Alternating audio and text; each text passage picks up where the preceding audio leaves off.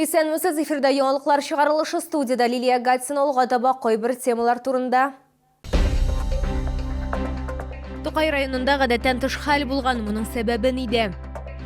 Йорчоллыда авыручылар соны арткан, үзеңне һәм якыннарыңны чирдән ничек сакларга? Шәһәрнең 7-нче санлы шифаханәсенә яңа медицина җиһазлары кайтты, ул кемнәр өчен каралган? Бүген Тукай районында гадәттән тыш хәл булды. Таудан шуу фаҗига белән тәмамлана язды. 8 яшьлек малай ачык кыйга төшеп китә. Бәхеткә каршы бала исән кала. Гадәттән тыш хәл урынына хокук саклау органнары, прокуратура хезмәткәрләре килде. Тулырак калдагы материалда. Бу кыю иске ерыклы янәшәсендә урнашкан, бирдә эшләми торган су башнялары һәм канализация кыюлары урнашкан. Шуларның берсе ачык була һәм нәкъ менә аңа таудан шуганда 8 яшьлек малай төшеп китә. Тик ни өчен кыю ачык булган? Тукай водоканалы белгечләре аңлатканча, бөтен эш кыю капчыкларын ватучы яшүсмерләрдә. Менә бу юлы да предприятие хезмәткәрләре заявка алган, әмма кыюны ябу өчен барып җитәргә өлгермәгән. Здесь собираются подростки, ломают эти крышки. Я не знаю, с какой целью они это делают. Эта крышка уже третья, которую не успели на полчаса буквально.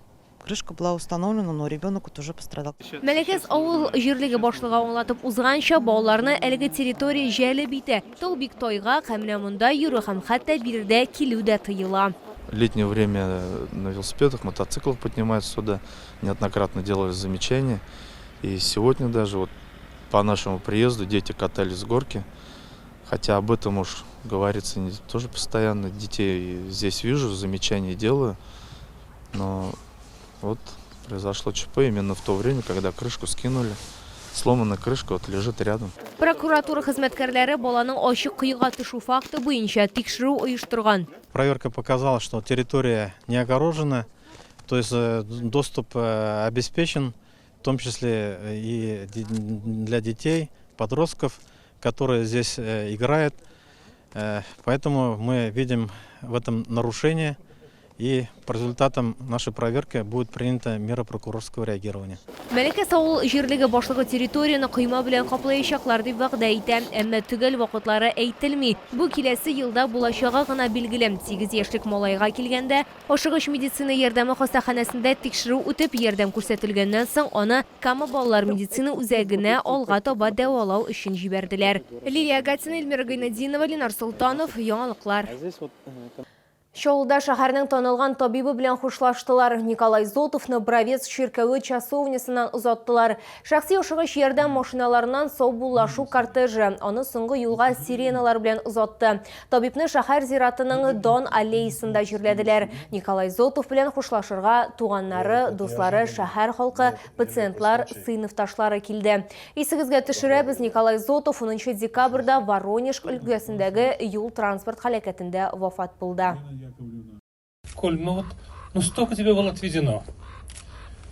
Спасибо всем, кто пришли. Сказать ему спасибо. Да, он ненормальный, он всего что-то хотел.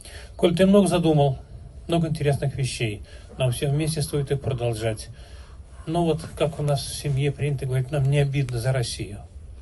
Такие мальчишки, которые сегодня ушли защищать Родину. Мәтәм тантанасында шәһәр мэры Наил Мәгъдиев та катнашты. Үзенең чыгышында ул Чалдагы бер урамны үлгән табиб хөрмәтенә аның исеме белән атаячакларын хәбәр итте. Ул үз карьерасын 2нче балалар хастаханәсендә табиб интерныннан башлый, 2008 елда балалар шифаханәсендә педиатр була. Аннары Казанда ашыгыч ярдәм станциясендә, соңыннан Әлмәттә сәламәтлек саклау идарәсе башлыгы урынбасары булып эшли. Соңрак Чаллыда шәхси медицина учреждениесен ача.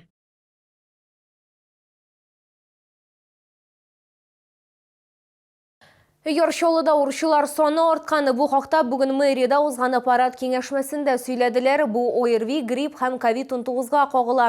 Өлкәннәр дә, балалар да авырый дип билгеләп үтә табиблар. Теманы хәбәрчебез дәвам итә. Шолда 8 меңнән артык ОРВИ очрагы теркәлгән, 92 кеше дуңгыз гриппы H1N1 белән авырган. Эпидемиологик бусага 2 тапкыр арткан. COVID-19 да артта калмый. Пандемия башланганнан бирле шәһәрдә лабораториядә расланган коронавирус инфекциясенең 28 меңгә якын очрагы теркәлгән. Лечебно-профилактические учреждения города, поликлиники, уровень обращения остается на высоком уровне. как в детских, так и во взрослых поликлиниках. Исегезгә төшерәбез, шәһәрдәге эпидемиологик хәлгә бәйле рәвештә 15 декабрьдән кайбер чикләүләр кертелде. Әйтик, каты авырулардан тыш стационар пациентларга бару чикләнгән. Персонал һәм килүчеләр өчен мәҗбүри маска режимы кертелә. Еще раз напоминаю о необходимости двухразовой термометрии и при посещении обеззараженных помещений, где проводятся утренники, это обязательное проветривание. Хәзерге вакытта Яршавылда 131 балалар бакчасы, 81 мәктәп һәм дистәләгән мәдәният һәм спорт учреждениесе эшли. Аларның һәрберсенә дә битле киеп йөрү мәҗбүри. Ну и ваши люди, учреждения культуры, спорта, образования, принимая взрослых и детей, это воспитатели, музыкальные работники, другие сотрудники муниципальных учреждений, которые контактируют с людьми, принимают взрослых и детей, безусловно, должны быть маски. Это уже не пожелание, это приказ. Шулай ук шәһәрдә ОРВИ авыру фондында Наил Мәгдиев оешма җитәкчеләренең вазгыятьне контрольдә тотарга чакырды. Лилия Гатина, Ленар Султанов, яңалыклар. Шәһәрнең 7-нче санлы шифаханәсенә яңа медицина җиһазлары кайтты. Ел азагына кадәр медицина учреждениесе 54 җайланма алачак. Алар арасында тренажерлар, физиоҗиһазлар, төрле аппаратлар бар. Алар төрле җәрәхәтләрдән һәм инсульттан соң тернәкләнү үтүче пациентлар өчен каралган. Теманы хәбәрчебез дәвам итә. Рәфилә Тахирова 7-нче шифахана пациенты. 1 ел элек ул инсульт кичерә. Бүген 72 яшьлек пенсионер яңа җайланмада дәвалану уза. Нога болит, спина болит и голова кружится. Вот назначили лечение, буду проходить. Шифахана персоналы җиһазларны файдалану буенча уку узган, ә мондый аппаратлар республикада күп түгел. Медикларны Казан һәм Мәскәү белгечләре укыткан. Амбулатур медицина реабилитациясе бүлеге мөдире Айгөл Шимабаева сүзләренчә, яңа җиһазлар ярдәмендә дәвалану һәм тернәкләнү тагын да нәтиҗәлерәк булачак. Этот аппарат позволяет сформировать правильный двигательный стереотип ходьбы. На данном аппарате получают лечение пациенты с заболеваниями опорно-двигательного аппарата, пациенты с заболеванием центральной нервной системы, которые перенесли инсульты, травмы центральной нервной системы. 7-нче шифахана координация белән шөгыльләнү өчен стабилометрик платформа, велоэргометрлар, һәм эре моториканы торгызу өчен җайланма, физиотерапевтик аппаратлар, массаж өстәлләре һәм башка әйберләр алган. Психолог кабинетында психосоматик торышны координацияләү өчен акустик комплекслар белән тәэмин ителгән.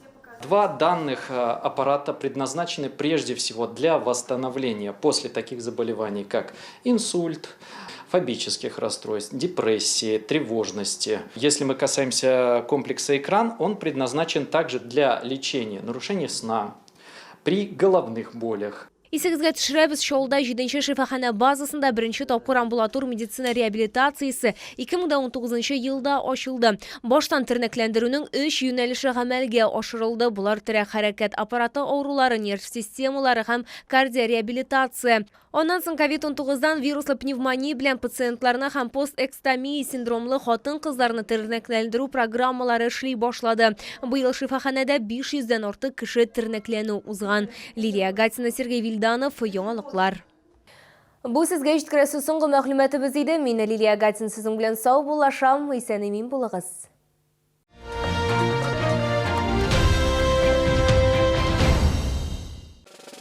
Откройте вклад в Акбарсбанке и получите шанс выиграть сертификат на 100 тысяч рублей на покупку бытовой техники или 3000 рублей на продукты.